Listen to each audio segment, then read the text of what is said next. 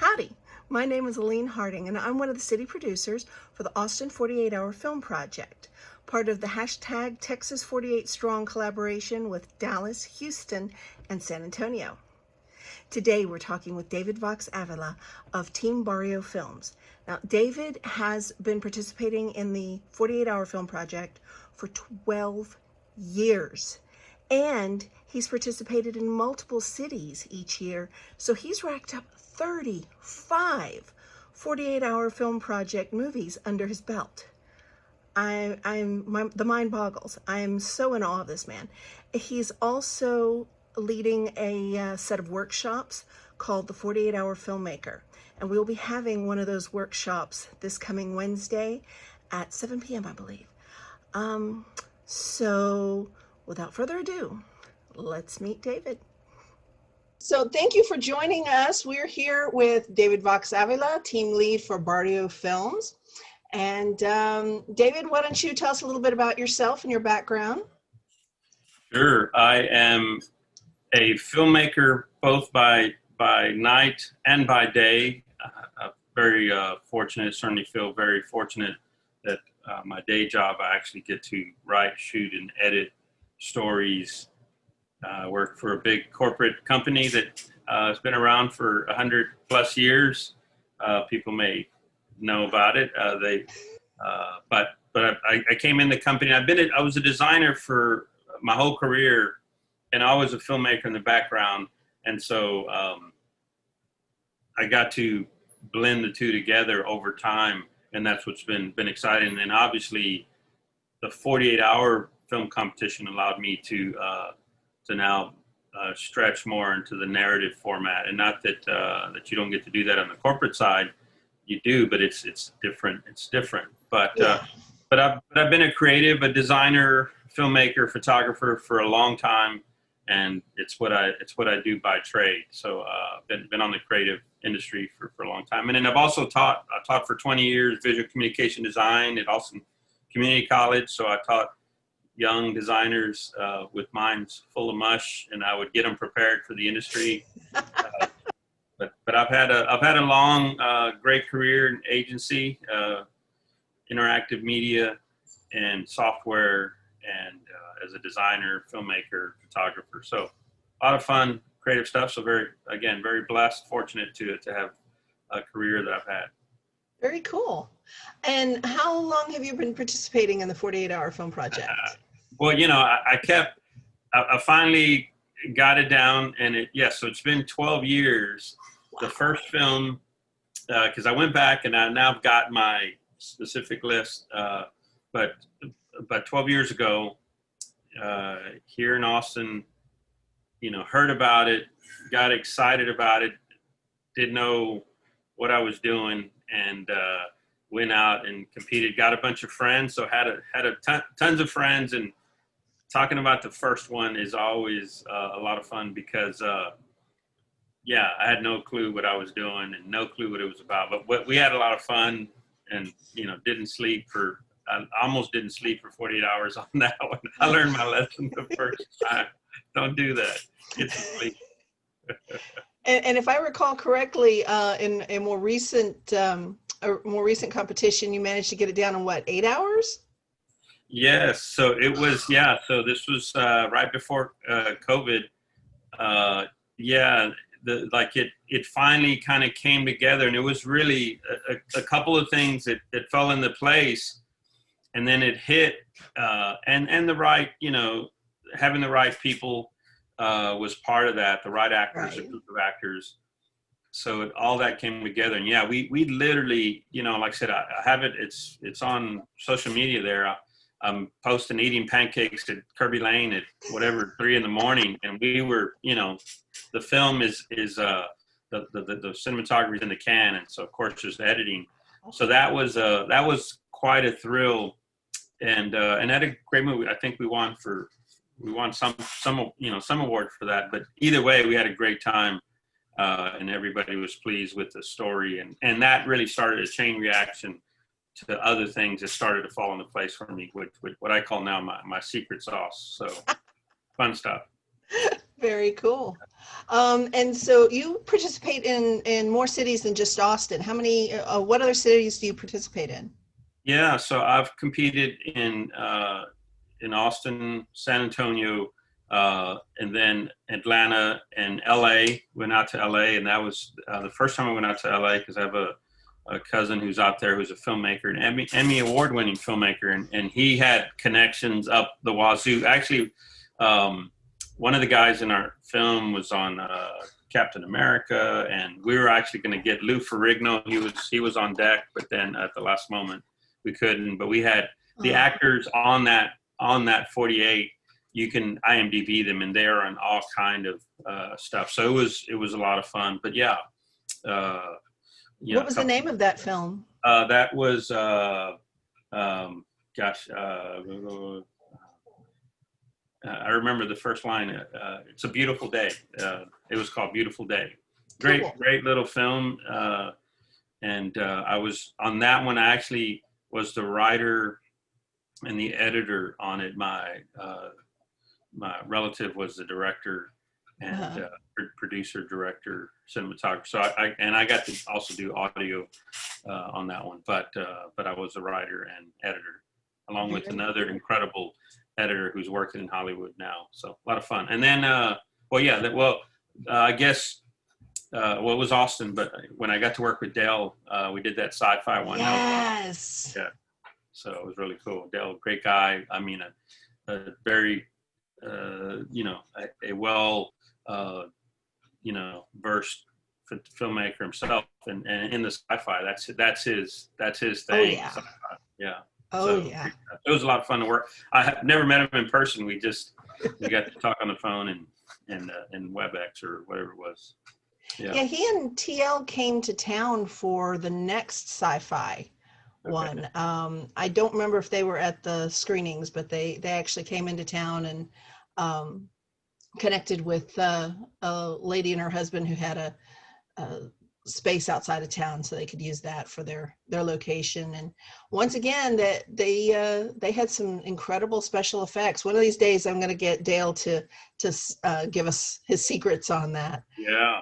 So because you look at that stuff, you're like, there's no way you've even got that to render in 2 days, but he's got his ways, and it's not cheating. So Right. Yeah, and that's a little bit of what started to happen for me, right? Because obviously Dell, I think he would say something similar in that when you do it enough, you start to pick up on patterns, and you start to pick up on ways in which you do things, and now again, what I'm calling a kind of a secret sauce, like, oh, I got it now. This is how, for me, what works best, and how you kind of can put things together. And I think that's what, Dell does with sci-fi, because yes, he does things that you're like, okay, how did he do that? But he knows green screen. He knows all the tools required to get that kind of a film done. And so it's really cool to watch it. Well, I remember I was blown away by the film. It was really good. And I think y'all won. Didn't y'all win Best Line that year? Yeah, I think as well. Yeah. So there was one. There was a couple of awards that were won with that film. So that was cool. Yeah. And then really and we were because the three of us working on it were in 3 different locations. 2 in Florida, but a distance apart from themselves in Florida, and then me in Austin. So proof that when you got a good team, and because we were skilled and knew 48, that helped a lot too. So it made it work where we could work at a distance. And now I've interviewed and talked to a couple of other filmmakers, and there have been editors in other states. And for one of the films I did, my daughter and son-in-law were in New York. We shot it in Austin, and they edited in New York. So I've done that, and then I've had obviously music done from someone remotely. So that's that kind of stuff. So we know that it can be done. Do you use original music in your films? We have a couple of times, but for the most part, we haven't. Partly, because of the way I worked in the past. Now the way I work now makes it easy, because that when we got the film done, shot in 8 hours, 6 to 8 hours, that had awesome custom music, incredible custom music, who had just moved to town, connected with them, and he wrote an awesome, soundtrack for that, and it was cool to be able to give him a rough cut on Saturday, which has never happened in my whole life. So that was really cool. So anyway, so there's been a couple of them that I've been able to get. I wish all of them could get custom.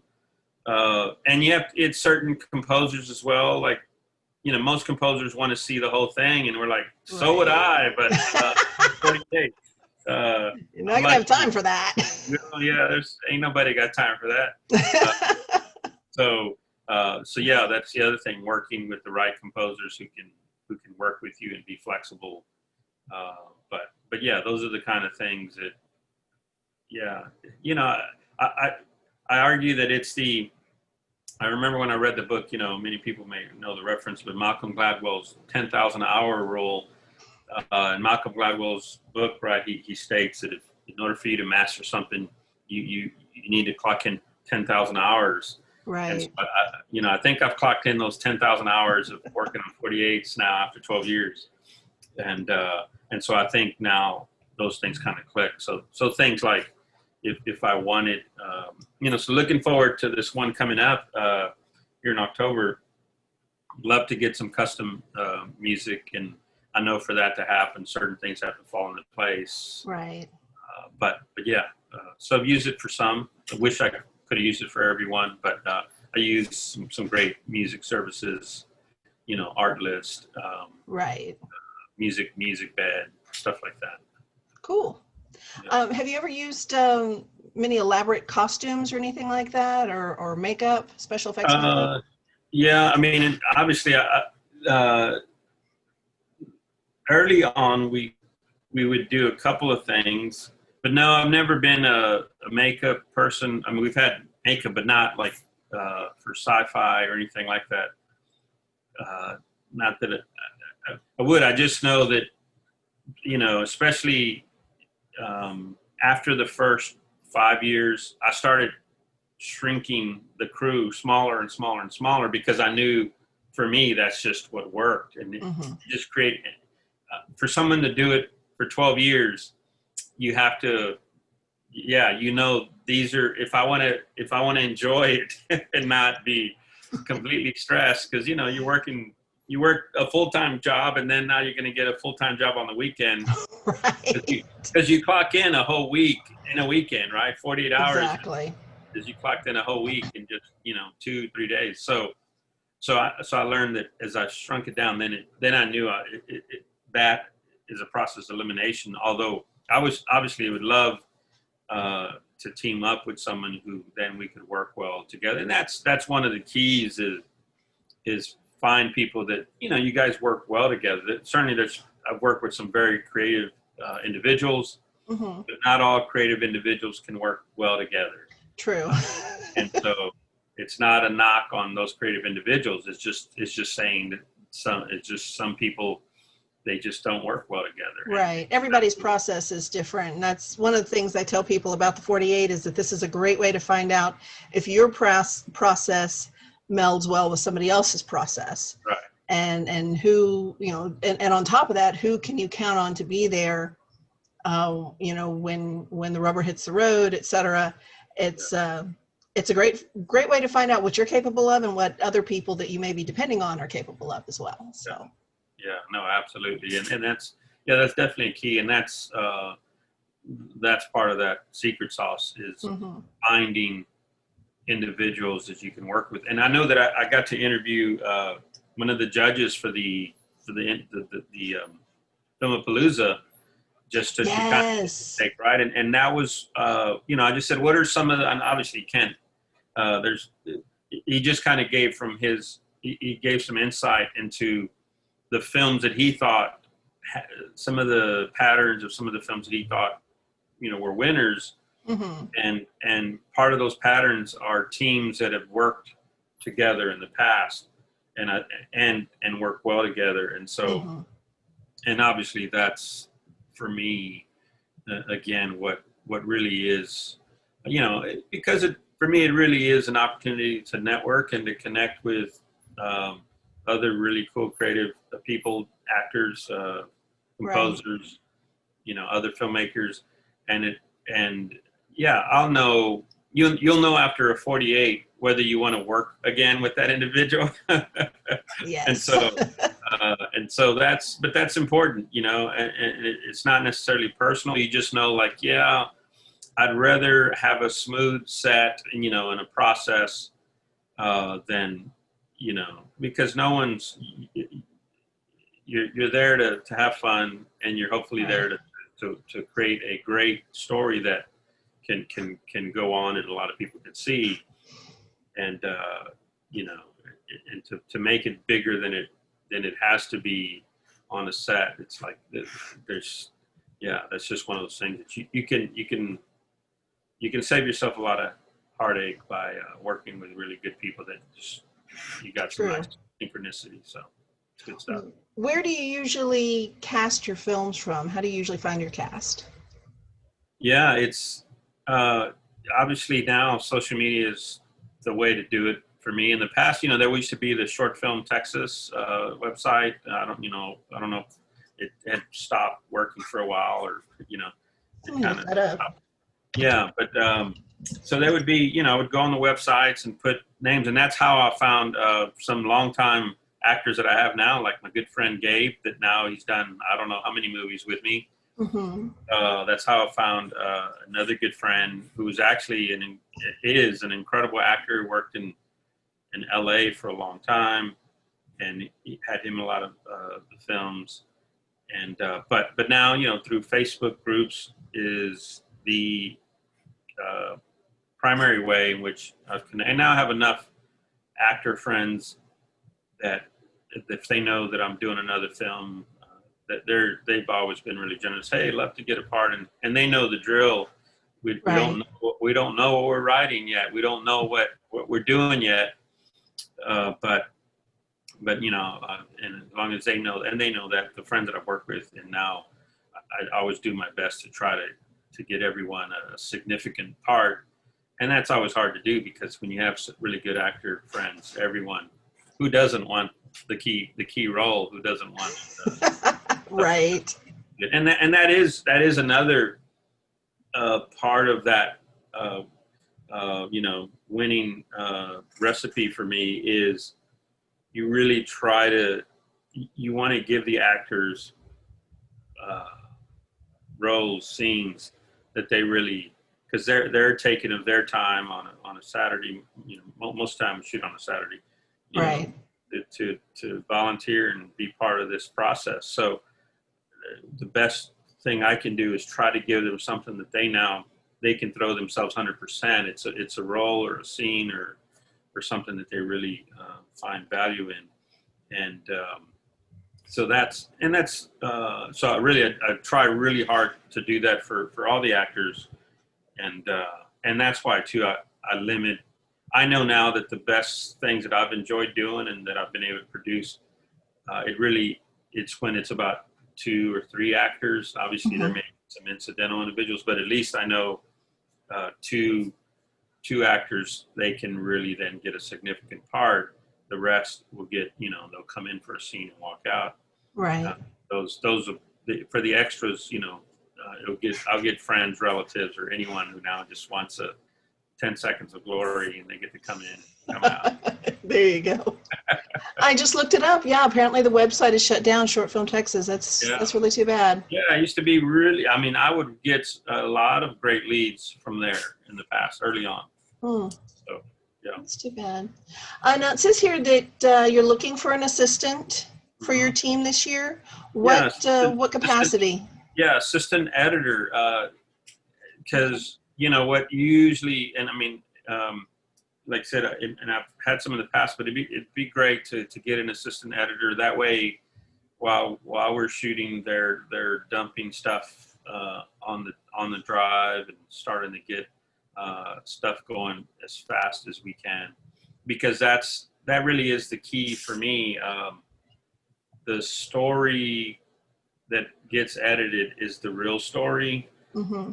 Obviously, the one gets scripted, the one we shoot, and the one that gets edited is the real one. It's the one that everyone sees it, and when Right. it's not virtual, that's the real movie. Because whatever was written, no one ever saw that one because it may not have been shot the way you wrote it, Right. and that happened as well. Because the film we did last summer, oh, so many things changed from Friday night to Saturday. I mean, Mm-hmm. weather, all kind of things we didn't take into consideration. So an assistant to help edit, to give us more time to edit, because that's really, in my mind, where the money's at, as terms of really trying to pull out a great story. Good point. Yeah. Yeah, So I attempted to participate, and I did participate. I didn't get it in on time, but I participated in the first week of the Stuck at Home 48 back in March, and just had my family and my iPhone and my laptop, which has since died, and so I was kind of working on I don't know what I can't do, so I'm going to try it, and I had a script written that was, well over four pages long, so it should have been 4 minutes. But by the time you're finished getting the shots, and especially dealing with non-professional actors, which my daughter is pretty good about it, but I love my son, love my mom, but they're not. This is not their industry, and so their patience just dried up really fast. So by the time I was done with it, I had a movie that was just a little over 2 minutes. I'm like, okay, it's got to be at least 4 minutes. So I had to throw in some really long kind of credits with action behind them. yes. And Now you can get a feel for the pain we go through as you're oh producing. yes, oh yes. Exactly. Oh, so yeah, I definitely know what that's like. What you write is not necessarily what you bring to life when it's all said and done. Yeah, and that's I mean, again, look forward to sharing a lot of the details of the secret sauce on a webinar Yes, that's it's coming this up coming this Wednesday, week. right? Yeah, coming Wednesday, and I really do. I've spent some time really putting down on paper and articulating. And really, I have no problem sharing all this stuff, because every individual's got to make it their own. Right. And I mean, even if you follow, even if I had a paint by number system, which I don't, And you thank you goodness for still would that. have to, you still would have to, I mean, because an individual would get their own genre, their own locations, their own actors, Hmm. but and obviously the best films are what I call what I've discovered, and the way I put it is there is there is uh, there is art and algebra to filmmaking. So what I share in terms of the algebra is this idea that there's a framework, there's structure underneath, the film that really can help, especially in 48 hours. That because now I've done enough of these, for competition, I've done 35 of them in the 12 years and I've done more short films besides that, but for competition, and uh, and so those patterns, that framework that is there, and it really started to, like I said, it really hit last year. And during the Stuck at Home, I did 5 in the Stuck at Home, because I was so excited that this new process had kicked in, or something that I, just an insight that I got. But part of that process is understanding that and here's one of the things that I'm going to share next Wednesday, is this idea that you really recognize that the 48 film project is really, in the end, it's really an exercise in improvisation. Even though you Yes. can have a script, and as I said before, and out of the 35 that I've worked on, um, again, whatever you wrote or talked about or did on Friday night to write the script, I would be curious to interview anyone who's ever participated and said, okay, what you ended up showing, at the premiere, how, what was there differences between the script and what you edited? And my guess is that 99% are going to say, oh yes, what we thought of and wrote on Friday was not completely different, but some cases it can be. Oh yeah. And I can share with you one that happened, but first the key here is that, so in that sense, the idea of improvisation, I think, is one of those key things for me. Like, oh, I got it. And so now what I do when I work with teams and I get actors, like, okay, I really want you to be flexible, because I now recognize that this thing called 48-hour film project is really an exercise in improvisation. And I may still have a script, or we may have lines, but recognizing that you can be flexible because we're really feeling the story Right. throughout the weekend, and the bulk of it happens right between Friday and Saturday. Friday from story development, Saturday when you shoot it, and then the flexibility that happens is in the edit, because you may take a take and it just, when you put it next to another take, it just doesn't feel right. So Right. you hear me saying the word feel a lot, because there's a little bit of that. There's a lot of that. There's this sense of feel, like the rhythm of the story, the rhythm of the edit, the rhythm of the way the story is progressing, and so the better ones that I've been able to do.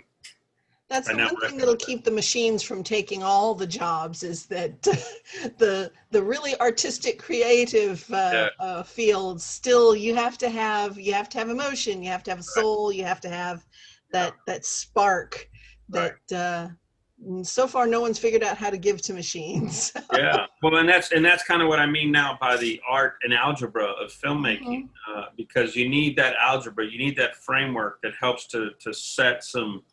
Puts the skeleton in place, so that now you could put meat on that bone, and that's where the art comes in. And now the more you practice, the better you get, the better your artistic feel gets. And that's kind of where, for me, and I use this analogy as well of a jazz musician, and because in Austin, right, there would be this great place called the Elephant Room. And there would be these incredible musicians who would just walk up on stage. They may not have played together, and now they get up and play, and you're like, oh my God, these guys are phenomenal. Have you guys played together? No, I just met the guy like an hour ago. Like, I could have swore you guys knew each other. Well, what's going on there? That same idea that these musicians, when nobody was watching at home, they're practicing their scales and their chord progressions. And then when it's time to show up, it looks like an accident. Yes. There's another book that I highly recommend, the Accidental Creative.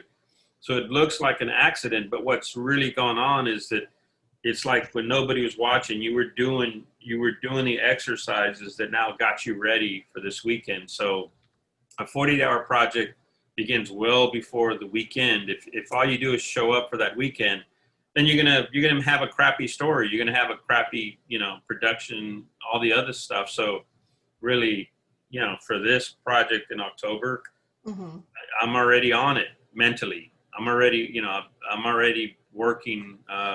It's kind of like exercising. I'm already lifting up the dumbbells, for it in October and stuff like that. So that's one of those things that now is ingrained, and I recognize that. And so when I work with teams, I said, hey, recognize that it's an opportunity for you to flex your creative muscles, stay flexible, be willing to turn on a dime. Now, there's still structure, and that's what I mean by the algebra, but there's also an opportunity to really let your creativity come through.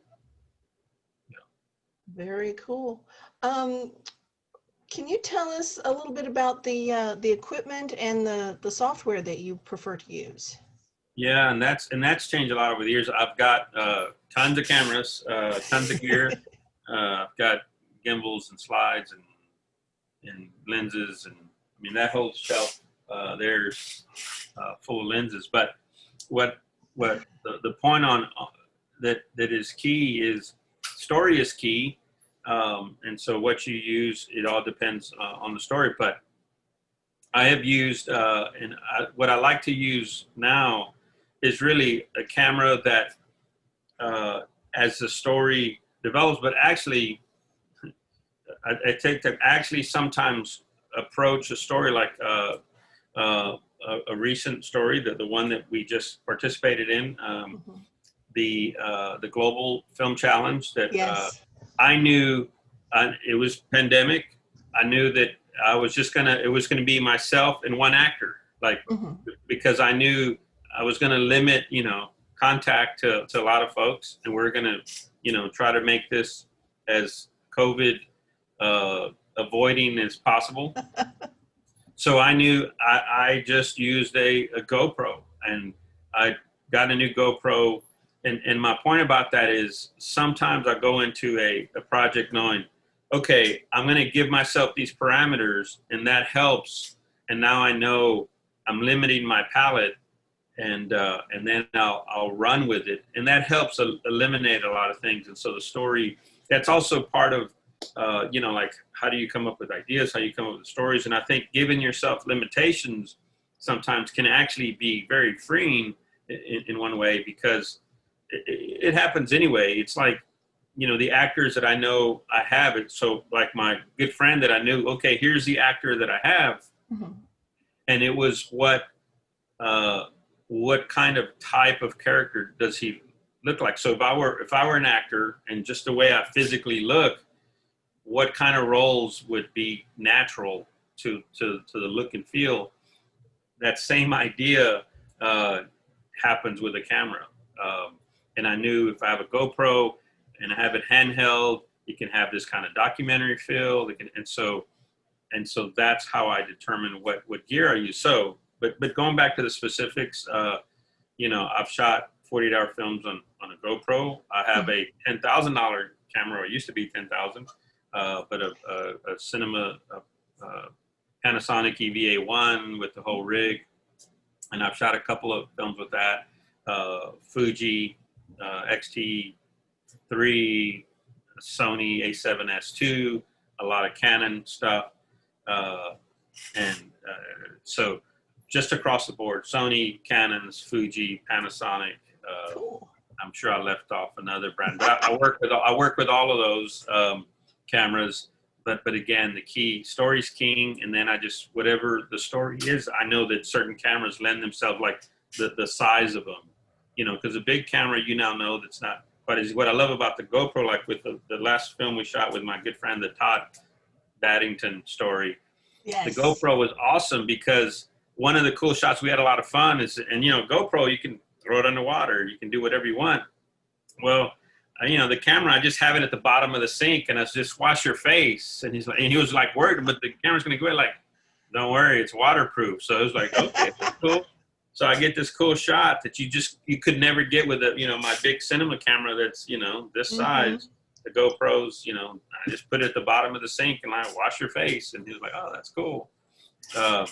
And it was also great for him because the camera, it wasn't so big, and we really, the way we scripted the story, we wanted it to this kind of documentary, mockumentary feel, and the size of the camera didn't get in the way of us having a conversation, because I would ask him a question like a reporter, and that's the way we were playing it, and so the camera allowed itself to play that way. So it's things like that let me determine. And then my favorite tool of choice for editing, I love Final Cut Pro X, but I've used a lot of Premiere in the past. I'm looking forward in the future to edit one in DaVinci Resolve just because. And that's actually, I used to use Premiere, I used to use Final Cut for a long time. Final Cut switched to Final Cut X. I hated it. Went to Premiere, loved Premiere for years. And then for a short one of the 48s, Final Cut started cleaning up its act and did some things with the software, used it for a project, and like, oh, I really love, because they're completely different in the way they edit. Mm-hmm. And then I just stuck with Final Cut X as a primary, because I just love the way it edits, and I use it a lot all the time. And my day job, I'll jump back and forth between the two. But I've recently, gotten jumping into DaVinci, and so I know one of these films I'm gonna probably as a way just for me to stay fresh in all the software, I'll jump in DaVinci Resolve. So. Yeah, I recently edited a PSA on a friend's premiere, and oh my gosh, it was so easy. And then there were a couple little tweaks I wanted to make to it afterwards, and so I'm trying to go on Windows Movie Maker, and that was just. I managed to do it, but it was nowhere near as intuitive. And now that I've got my big desktop that replaced my dead laptop, I'm using, for the most part, I'm using Filmora, Wondershare Filmora, and I've just downloaded DaVinci. I'm going to start learning how to use that too. But I used Filmora for the Stuck at Home 48. It was what I could find that was free and that would fit on my old laptop. And it's been fairly simple to learn. So it's been a great introduction to the process. Yeah. Now, I believe you've said in the past that your experience with the 48 is part of what got you the position making videos at your job. Is that correct? Yeah, because a lot of friends in the past, well, do you make money making these 48s? Like, no, it's not about making money. Right. But how is it paid for? Because, there is a cost of putting a 48 together, because obviously there's the entry fee, and then of course, because you get people to volunteer, you got to feed people. They're gonna hang out with you all day. Right. Get water and food. And so I've usually, hopefully, if they're friends watching this who've been part of our sets, I'd argue we've had some of the best crafty in town, because I would get connections with friends who I would, we'd have this kind of barter system. I'd do something for them, and they'd give me free, awesome, stuff. But yeah, but we've done some great stuff on set, and I lost my train of thought. I was going somewhere. Bring me back, Eileen. You were asking. How does making a 48-hour film project pay? And you were saying that, yeah. I went off on a rabbit trail there, because I had done all these 48-hour films. I knew that at where I was working at, and I had already, been on the creative side for a long time, but there was an opportunity to get a position and really being more of a kind of a full-time storyteller. Mm-hmm. So I put together a reel that basically consisted of the 48-hour films, scenes of 48-hour films that I'd shot. And so it was a big hit, and it got me the position that I'm in now. So in that sense, it's kind of, what short film makers would say, that short films are usually a calling card to something bigger. And yeah, in that sense, in the years that I've had, obviously I've not, because I've got relatives who've made full-length feature films. I just knew that time-wise, I just didn't have time, to support my family and now pursue trying to make a full-length feature film. Right. I'd love to, but I knew, like, I can't get off this role to support my family. In order to go do that, I would love to. But what happened is now, as I said, I got to blend the two. So my creative involvement in 48 ended up turning into what is now a full-time position.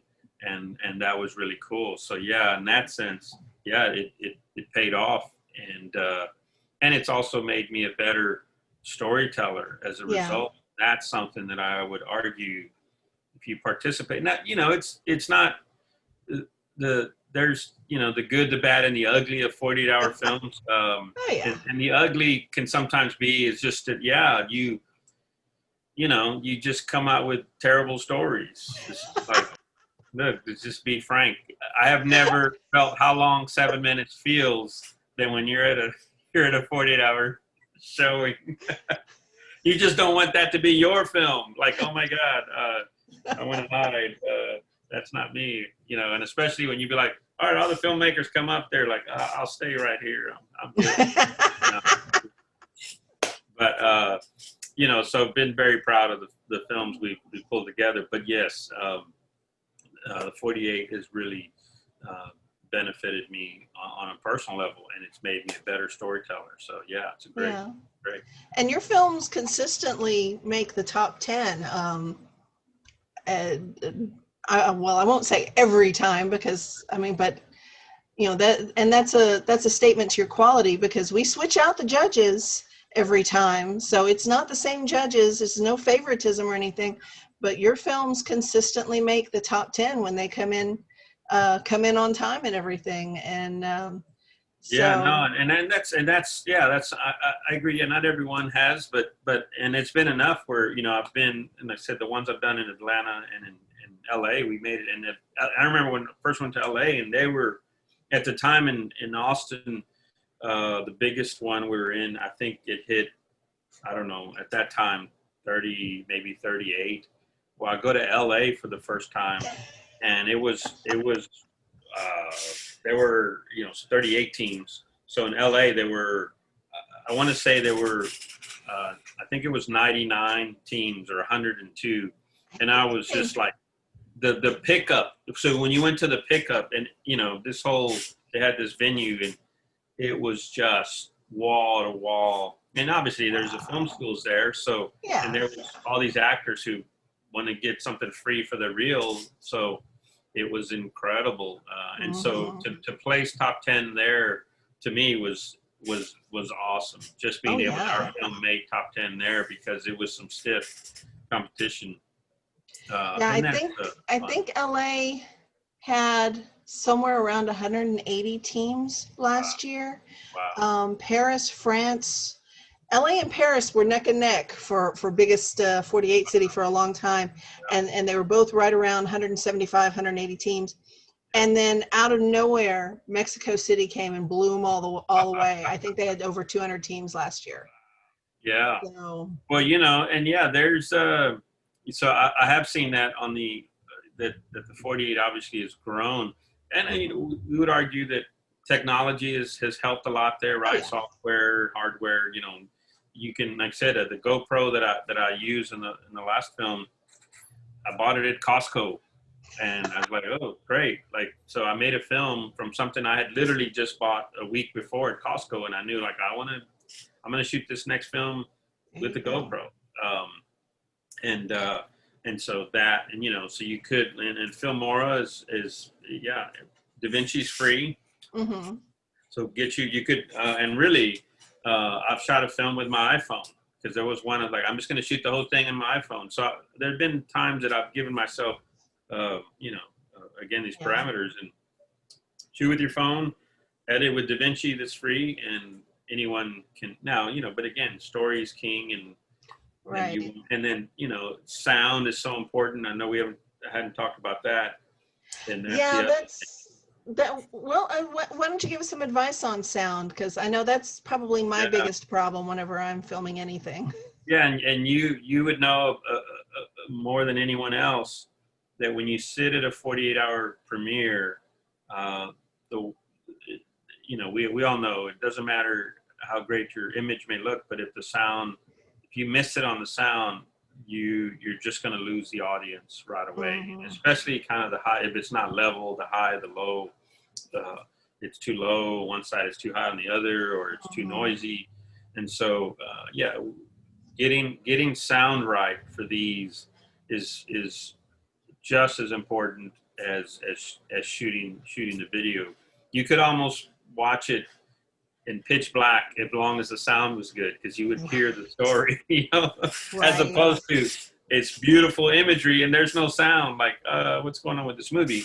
But a key a very key practical thing for that for me. And again, I have done a lot of films in the last 5 years as a crew of one. I've literally shot it, edited. You know, I'm the one person crew, but I know enough with sound that the first thing I do is make sure that I've got the sound is coming in great, and either through a lapel or a boom mic, and you want to monitor that the whole time you're recording it. And so if there's a quick tip, it's like, okay, make sure somebody is listening to the audio at all times, and you're not going to be surprised when you get to the edit bay, like, oh crap, we didn't record it, or there was all this noise, and so that's the quick tip, is just make sure someone, yourself or someone, is always monitoring the sound that you're recording on set.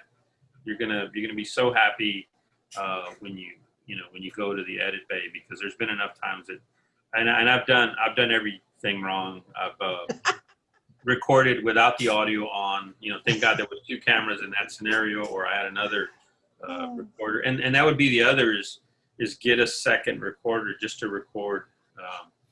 Just in case the scene, the camera goes out. But good point. One funny, well, not funny, but so there was a film we did, and it was, again, it's the first time I did a film with my good friend Gabe. Gabe Delgado has done tons of commercials. You'll see him on Whataburger commercials and HEB commercials, all kind of. If you'll see TV, any commercials, local commercials, he would be on them. But so we shot this whole film, and it was great. Loved it. We had a lot of fun, and so it's we're done. It's Saturday at 6 o'clock. I think whatever it was, sundown. We did the last shots in the can, martini shot. Cut. All right. We hug each other. Everybody goes. I treat everybody. Usually after a set, we'll go and get some pizza or something. So we had a good time, and like, okay, now everybody left. I go to edit, and now it's about, I don't know, 10, 11 o'clock at night. I've brought everything in. I'm ready to start editing. It's 10 o'clock, 11 o'clock at night. And I had used a brand new recorder, a Ninja recorder. If you're familiar with a Ninja, I was using a Canon C100. And it had a Ninja recorder, so the recording is on, outside the camera. Well, on the Ninja recorder that was recording, I forgot to turn off all the indicators. So the whole film was shot with all the indicators on. And so I was like, oh my God. So, I called everyone at 11 o'clock at night. I said, guys, I'm so sorry. I used the new device. I left all the indicators on. All of our footage is shot. It's shot with this stuff. So I was so depressed, and then I just sulked for, I don't know, what seemed like an hour. And then a light bulb came on, and I was like, wait a minute. I got it. And this is where the whole story shifts. The original story we had shot, was this kind of story of a guy, young guy, gonna elope with his girlfriend. Well, comes home to tell the dad that he got married, and he married his daughter, and he was a wrestler and all. Anyway, long story short, because all this stuff was on, we made it a story that they were watching a bootleg story. So someone had went to the theater and now made a copy of the movie that they were watching. And it's out there for you to see. I'm going to post all my films here soon, all 35 of them, for people to join in on all the fun. And is that going to be on YouTube or on your website? On my YouTube channel, 48 Hour Filmmaker. And that way, and then along the way, try to kind of give insights to some of these films. But that happened. And so, evidence of that this stuff changed. So the story that ended up being seen at the theater now gave a reason why there's all this crap on the screen. It's a bootleg, and we called it a bootleg of a bootleg of a bootleg film. Uh, anyway, it was that kind of stuff happened. So Yeah. it wasn't audio, but audio, don't let that happen. We had beautiful audio. We had beautiful video. We just had all the time. You knew exactly what f-stop I was shooting at, what frame rate. So you would learn a lot. Like, that's a great shot. He shot it at f point, 3.5, 3.8, and all that stuff. So Awesome. yeah. Well, before we wrap up, is there anything else you'd like to share with our viewers? Well, one, I would, certainly hope anyone who's watching this that if you've ever wanted to do a 48-hour film, obviously, someone who's been at it a long time, you would enjoy it, along with some struggle and some pain that there's so many great things that can happen, but also there's a lot of things that could go wrong. And what I would want to do, if that's something you're interested in, that join me on Wednesday, and I'm going to share tons of tips and pointers and again some of the secret sauce that I was talking about. And there's a bunch of things. I'll spend some time really putting all that together, and you could come and learn a bunch of things about putting this stuff together. Obviously, if you're an experienced 40-hour filmmaker, there's some things there that maybe you may also resonate with, but there may be some new things that you may not have had the experience of, and maybe I could share some of those things with you. And I'm gonna show a lot of behind the scenes with this webinar as well. So I'll take some scenes and show you what we did there, and this thing that I talked about, I'll show you what we ended up shooting, at least a little sample of how I sat at the edit bay, and now all this stuff is on there. And like, what am I going to do now? It could have, I literally was going to quit there and just, email you and say, I'm sorry, we don't have a film. But I said, no, we're going to turn it around. It ended up being a lot of fun. And it's actually one of my family's favorite films. And because the story was still really good, the story was still king. That's another thing. Story's still king, but we actually used a mistake and made it part of the story. But there'll be a lot of things like that I'll share at the webinar on Wednesday night. And so we hope that, folks who want to jump in, come on in and join us. So, but I'm really grateful for all the support you've given to me, and again, it's part of my way of kind of giving back to the community. I'm a fourth generation Austinite. I was born on Rainey Street. Oh wow!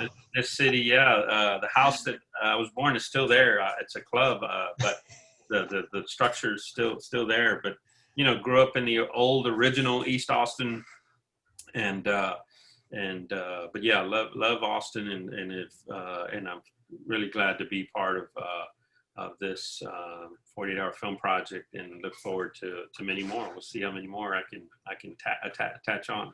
Well, thank you, David. We really appreciate everything that you've been doing to encourage new filmmakers to take a chance on this. So I think that's I'm being called down to dinner, so let's go ahead and wrap this up. Great. Thank you so much. All and right. We'll see you in October. Okay, thanks. All right, bye-bye. Bye.